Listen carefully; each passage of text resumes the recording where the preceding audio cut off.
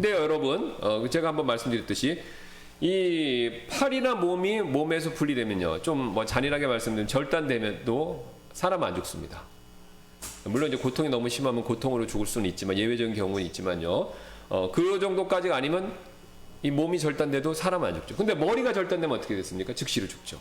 그럼 그건 뭘 얘기합니까? 우리 사람의 몸에 생명을 유지하는 일에 있어서 그러니까 머리가 손발보다는 더 핵심적이라는 거죠. 더 중요하다는 거예요.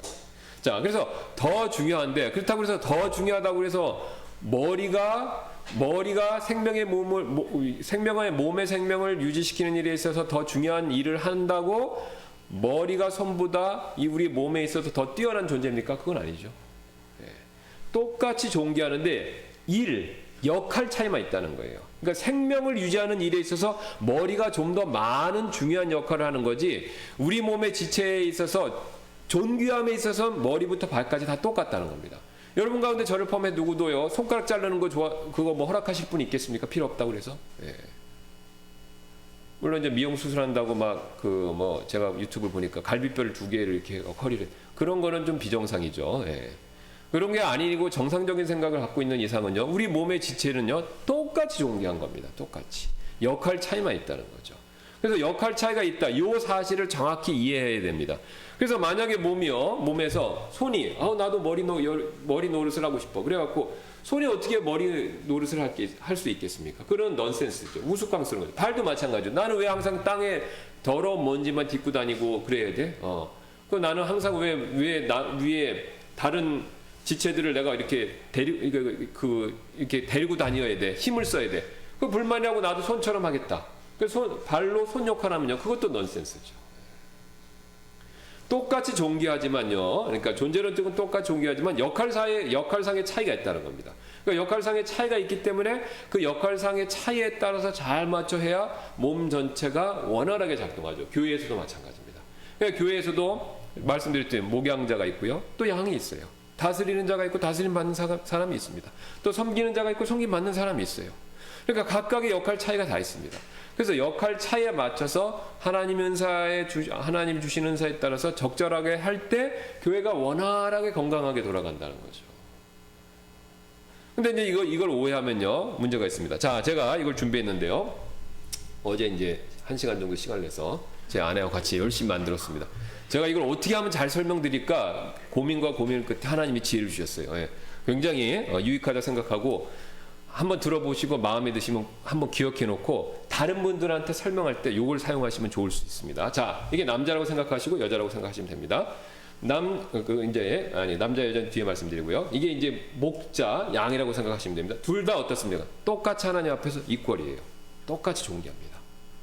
자, 그런데요, 교회 어떤 교회에서 역할을 할 때는 이렇게 된다는 거예요. 자, 다시 한번요. 똑같이 존재론적은 똑같이 존귀한데, 목자나 양이나 뭐 장로나 신앙이 어린 사람이나 다스리는 자나 다스림 받는 자나 똑같이 존귀해요, 하나님. 근데 일을 할 때는요, 역할상의 차이에 있어서 이렇게 순위가 생긴다는 겁니다. 요 순위가 생긴 게 존재론적으로 차이가 있다. 그러니까 이렇게 역할상의 차이가 있으니까 이렇게 잘라서 계급이 있다라고 하면 그게 뭐냐면 성직 계급주의, 니골라당의 교리로 가는 거예요. 자, 그런데 이제 반대 케이스가 있어요. 자, 보세요. 똑같이 존귀한 것만 너무 강조합니다. 그래서 역할 차이가 있는데, 나도 그러면 똑같이 존귀하다면서요. 그러니까 나도 목사님 일을 할래. 그럼 이렇게 되는 거예요. 그럼 이 관계가 벌써 틀어지는 겁니다. 아까 말씀드렸듯이 발이요, 손노릇을 하겠다고 그러는 거예요. 이렇게. 그럼 벌써 관계가 뒤틀린 거잖아요. 그러니까 교회에서는요, 두 가지 케이스로 꼭 나옵니다. 그러니까 이거를 모르시면요, 이 개념이 없으시면 이렇게만 생각들었어요. 그 이제 일반 교회 그게 굉장히 심하죠. 그러니까 목사는 뭐 기름 받은 종, 뭐 그건 뭐 사실입니다. 사실인데, 그러니까 성직자 계급 이렇게 생각하면은 그건 곤란하다는 거예요. 그건 성경적이지 않습니다. 성경에 그런 얘기가 없으니까. 그러니까 단순히 역할상의 차이만 있는 거예요. 그 전에 앞에서 하나님과 우리는요, 똑같이 동등합니다. 역할 사이 차이가 있는 거죠. 근데 일반 교회는 이 개념이 별로 없어요. 약해요. 그러니까 이렇게 자꾸 생각하는 거죠. 이걸 대표적으로 발전시킨 게 어디입니까? 천주교잖아요. 천주교 완전 이렇게 만들어 버렸죠. 다른 종교는요 이게 없어요. 모든 종교는 특징이 이겁니다. 오직 기독교만 이게 있어요. 굉장히 차이가 있죠. 그러니까 요거 있는 걸 무시하고 요것만 있다 그러면 성직 계급주의로 가는 겁니다. 자, 근데 요걸 너무 강조해 갖고 요 역할상의 차이를 무시해 버리면 어떻게 되냐면요. 그러면 전부 똑같다면서요. 그러면 이렇게 되는 겁니다. 이렇게. 근데 이렇게 똑같은 걸 강조했더니 이렇게 한 교회가 있었어요. 그게 어떤 교회인 줄 아십니까? 고린도 교회. 이게요. 여기 한번 보시겠습니다. 거기 6번, 7번은 하고 한번 보겠습니다. 신분상 동등하게 존귀함을 부정하고 역할의 차이를 강조하면 성직자 계급주의 니골라당 교리로 흐르기가 쉽습니다. 설명한 겁니다. 말은 좀 어렵지만 이걸 생각하시면 쉽습니다. 반대로 역할의 차이를 부정하고 신분상의 동등함을 강조하면 무질서한 고린도 교회 주의로 흐르기가 쉽습니다. 자, 이게 뭐냐면요. 이거죠. 우리 이제 좋은 아빠일수록요. 이게 이제 뒤에 또 이거랑 연결됩니다. 좋은 아빠일수록 어떻게 하죠? 엄하게 하는 겁니까? 아니면 친구처럼 놀아주는 겁니까? 친구처럼 놀아주죠. 뭐 우리는 유교형을 받아서 좋은 아빠면 근엄하다라는 인식인데 지금 많이 없어졌어요. 다행히. 근데 이제 우리가 성경적으로 봤었을 때는 좋은 아빠일수록요. 근엄할 필요가 없다는 뜻은 절대 아닙니다. 근엄하면서도 어떻게 됩니까? 친구처럼 놀아줘야 돼요. 놀 때는.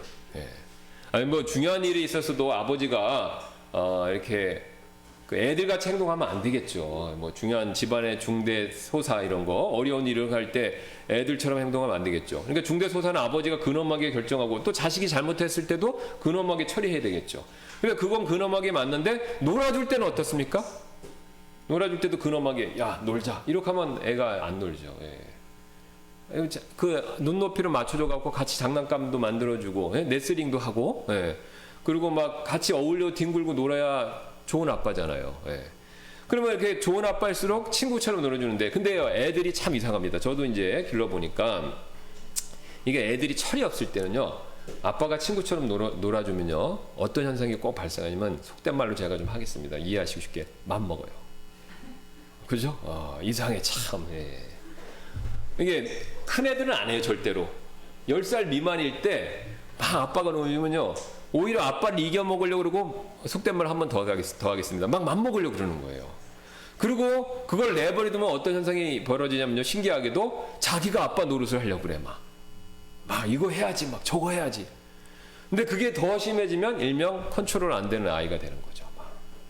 뭐 먹을 때도 자기가 결정하고 뭐 갈 때도 뭐 할 때도 뭐 물건 살 때도 자기가 막 다 결정해 버리는 겁니다. 그럼 이제 중증으로 가는 거죠. 바로 그런 현상이 교회에서도 일어났습니다. 고린도 교회에서. 이게 고린도 교회는요, 그 당시 우리 현대 시대의 교회하고 굉장히 비슷한 점이 많습니다. 왜냐하면 고린도가 상업의 중심지예요. 무역의 중심지입니다. 그래서 그 당시에 이 꿈과 야망이 있는 사람들은요, 고린도로 갔어요. 돈 벌려고. 우리로 치면 서울, 미국으로 치면 뉴욕, 뭐 LA 이런데 자기가 창업하고 막 이렇게 해서 돈 벌 수 있는데.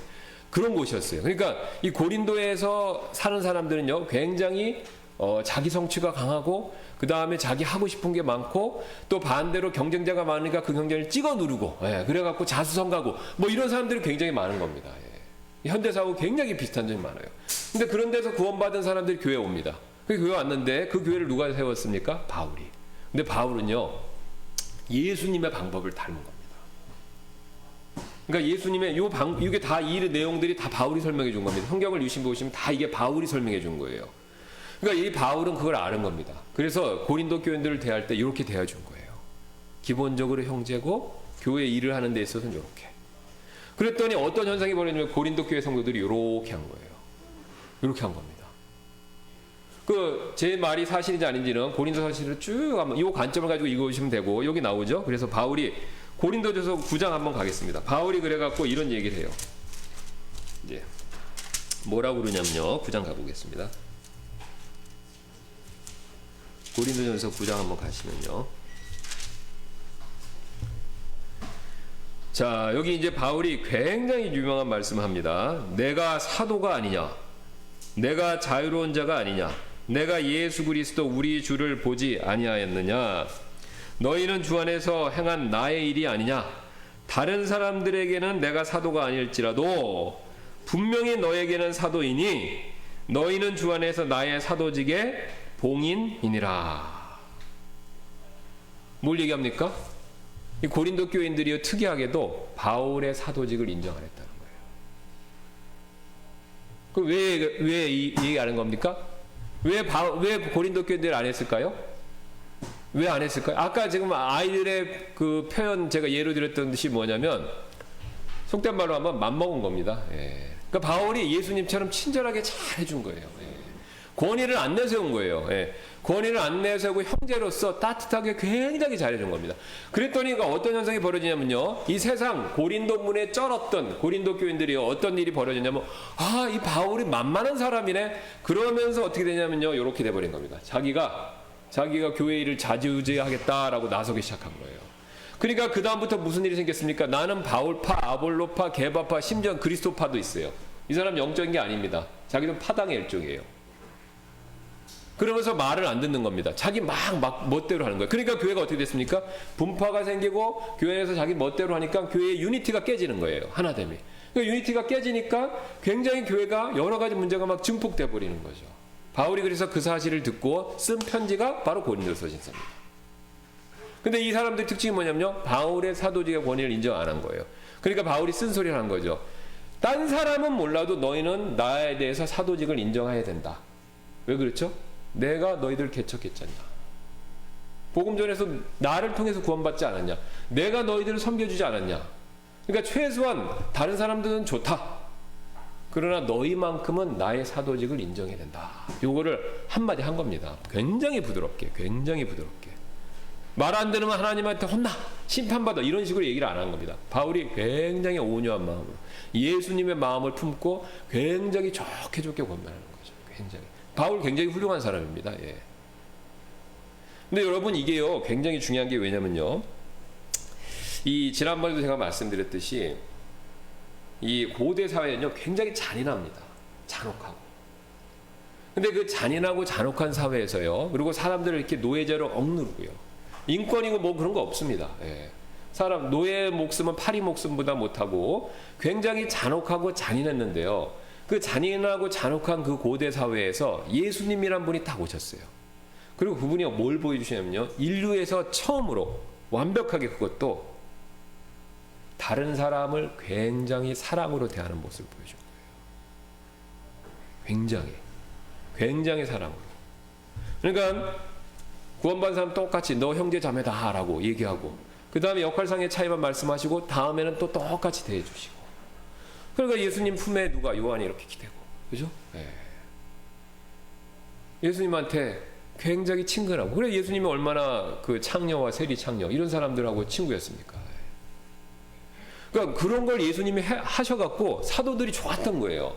그래 사도들이 좋아하고 처음엔 맘먹었죠. 네. 그러니까 맘먹은 증거 있잖아요. 베드로가 어떻게 했습니까? 예수님 죽으신다고 처음으로 말씀하시니까 죽으면 안 된다고 그랬잖아요. 근데 왜 안 된다고 그랬습니까? 예수님 생각해서가 아니라 내가 제 자식도 버리고 집도 버리고 재산도 버리고 예수님 쫓아다녔는데 한 자리 해야 되는데 예수님 이렇게 죽으면 끝나는데 그럼 나 이거 투자한 거 어디서 돌려받아 이런 생각이 있는 거 우상이 있었던 거죠 사실. 그러니까 예수님 나중에 부활하시고 나서 요한한테 그러셨잖아요. 겟세마네 바닷가에서 3번 뭘 물으셨습니까? 사랑하느냐. 그러니까 그때는 다른 거 사랑한 거예요 사실은요. 근데 예수님이 이제 그거 정죄 안 하신 거죠. 그러니까 베드로가 그런 마음이 있었으니까 어떻습니까? 나서 갖고 예수님한테 그러실 수 없습니다. 그러니까 사탄아 물러가라 그러셨잖아요. 속된 말로 하면 맘먹은 거죠. 근데 제자들이 깨달은 거예요. 예수님이 그렇게 해주셔갖고 좋아서 자기들이 실수로 맘먹었지만 나중에 시간이 지나니까 이게 너무 좋은 거예요. 그러니까 자기가 사람같이 대접받고 존중받고 그 다음에 다른 사람들과 좋은 관계 갖고 이게 너무 좋은 겁니다. 그러니까 그거를요 사도들도 다른 사람들한테 베푼 거예요. 예수님은 없잖아요. 이제 하늘 가셨으니까. 그러니까 자기가들도 좋았으니까 다른 사람들한테도 베푼 겁니다. 이게요 2000년이라는 세월이 흘러서 시간과 공간을 초월해서 지금 우리에게도 그게 나타나는 겁니다. 여러분 우리가 어떤 사람들이었는지 한번 생각해 보세요. 유교. 여러분 이제 조선시대에 형벌하는 거 보면요 굉장히 잔인한, 조선시대 사람들 굉장히 잔인합니다. 고문이나 이런 형벌하는 거 보면 굉장히 잔인해요. 뭐 이게 중국 얘기를 해서 안 되는데 중국 사람들 여전히 잔인하거든요. 인육도 먹는다고 그러지 않습니까? 여기 와서 우리 동포라고 하는 사람들도 살인하는 거 보면 굉장히 잔인해요. 막 사람들 그 시신 유기하고 막. 예. 근데 이게 기독교를 받아들이면요 사람이 바뀝니다. 그 바뀌는 게 나 혼자 바뀌는 게 아니라 하나님으로부터 또 믿음의 사람들로부터 좋은 대접을 받으니까요 나도 그게 좋은 거예요. 나도 좋으니까 그 다음에 하나님 명령의 뜻이 뭐냐면 다른 사람한테 그대로 해주라는 겁니다. 그러니까 그렇게 해주니까요 그 사람도 좋은 거예요. 그러니까 이게 좋은 걸로 전염을 시킨 겁니다. 쉽게 말씀드리면. 그러니까 바울이 그걸 본을 보였고 고린도 성도들이 그걸 받아들였어요. 그래서 좋은 본으로 다른 사람들에게 영향을 미치는 거죠. 여러분 바로 이겁니다. 예. 그러니까 우리가 해야 될 건 이거예요. 예. 해야 될 거는 바로 좋은 우리가 받았으면요 그거를 다른 사람들한테 베푸는 거죠. 다른 사람들 베풀어서 다른 사람들 좋으면요 그것을 또 따라할 수 있어요. 그러니까 해라 말하는 건 두 번째. 그거는 이제 율법적인 거고 은혜 아래서는요 좋은 걸 맛보고 할 수 있게끔 격려해 주는 겁니다. 예. 좋은 걸 맛보고.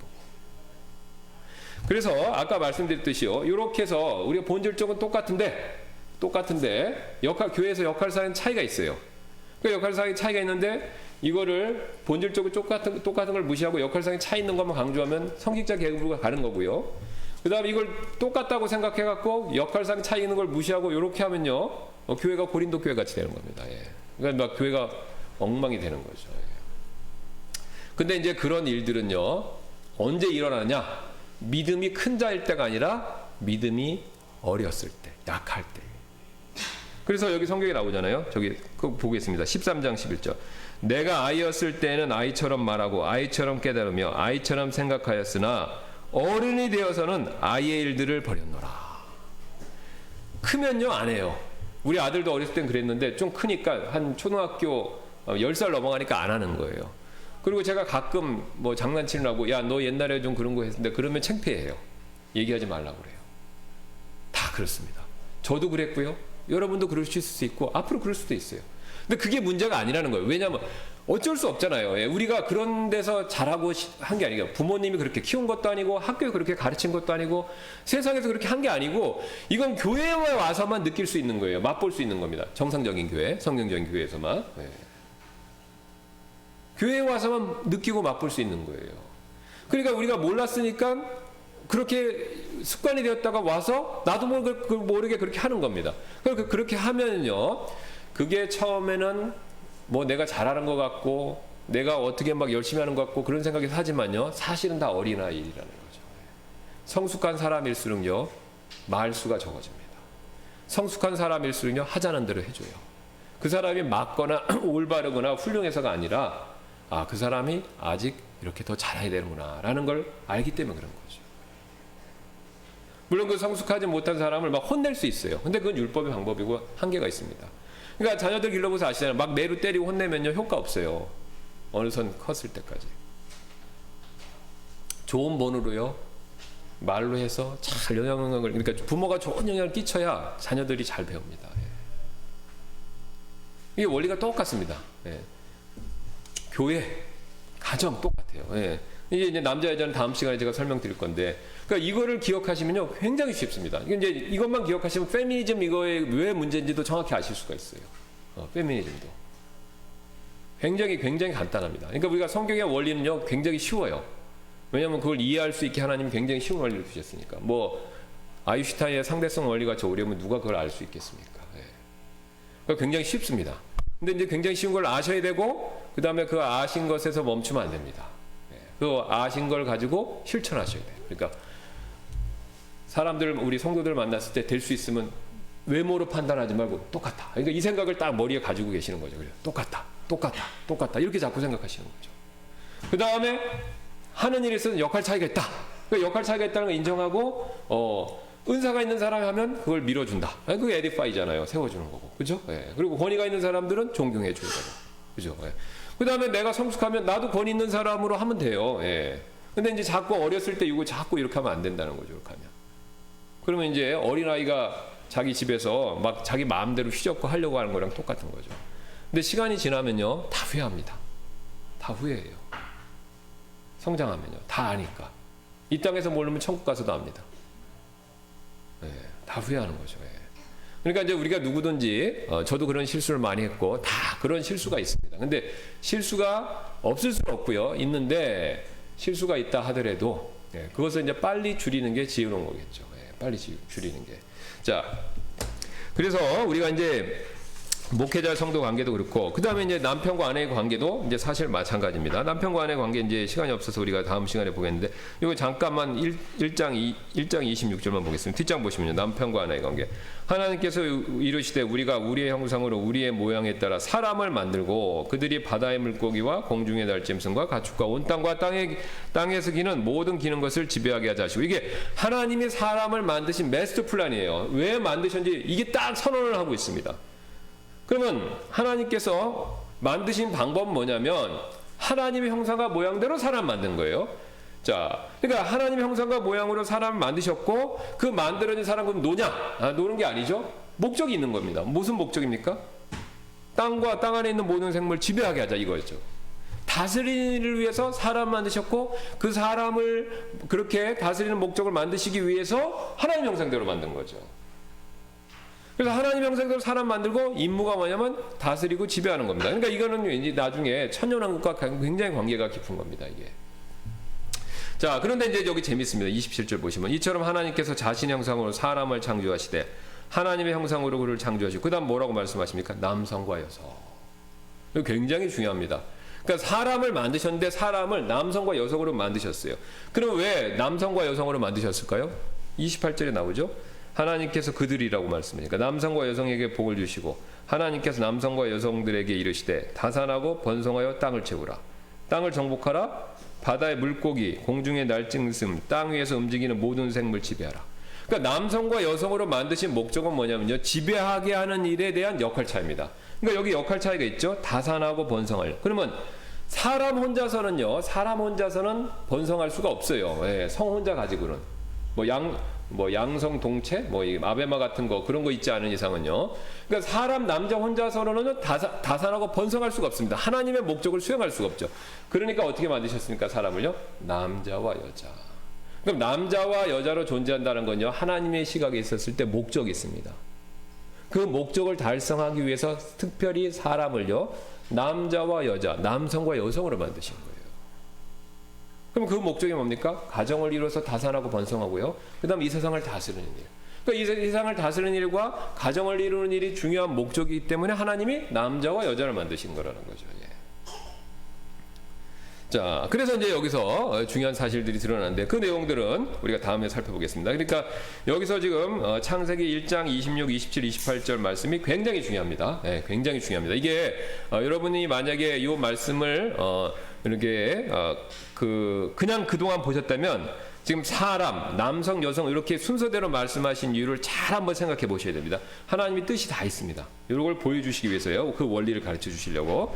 자, 그래서 그 내용은 우리 다음에 한번 살펴보도록 하겠습니다. 잠깐 기도하고 마치겠습니다. 감사합니다. 하나님께서 오늘도 우리에게 또 우리가 하나님께서 교회에서 또 각자 우리가 성도를 대할 때 어떤 자세와 태도를 가져야 되는지 잘 한번 생각해 볼 수 있는 시간을 주셔서 감사를 드립니다. 우리가 세상에 살 때는 하나님 말씀과 또 하나님께서 원하시는 삶과는 완전히 동떨어진 삶을 삽니다. 오직 우리가 구원받고 지체로서 하나가 된 교회 안에서만 하나님께서 원래 의도하시고 목적하신 바 된 사람들의 모습, 또 관계의 모습, 또 그것을 통해 얻을 수 있는 복들을 우리가 누릴 수 있다라는 것을 하나님이 약속하십니다. 그러므로 우리가 하나님의 말씀에 따라 우리가 이런 원리들에 충실하고 순종해서 하나님께서 원하시는 우리의 모습들이 형상들과 원래 의도한 바들이 우리 교회 안에서 회복되고 또 그것을 통해서 큰 기쁨과 즐거움과 만족을 누리며 그래서 그것을 통해서 우리가 다른 사람들에게 선한 빛과 또 소금의 역할을 감당하는 저희가 되도록 주님께서 저희를 인도하여 주옵소서. 그래서 우리 교회가 점점 더 주님의 성경의 말씀 안에서 든든히 세워질 수 있도록 주님께서 저희들을 큰 복을 내려주시길 원하며 감사드리며 모든 말씀 예수님의 존귀하신 이름으로 기도드렸습니다. 아멘. 예, 마쳤습니다.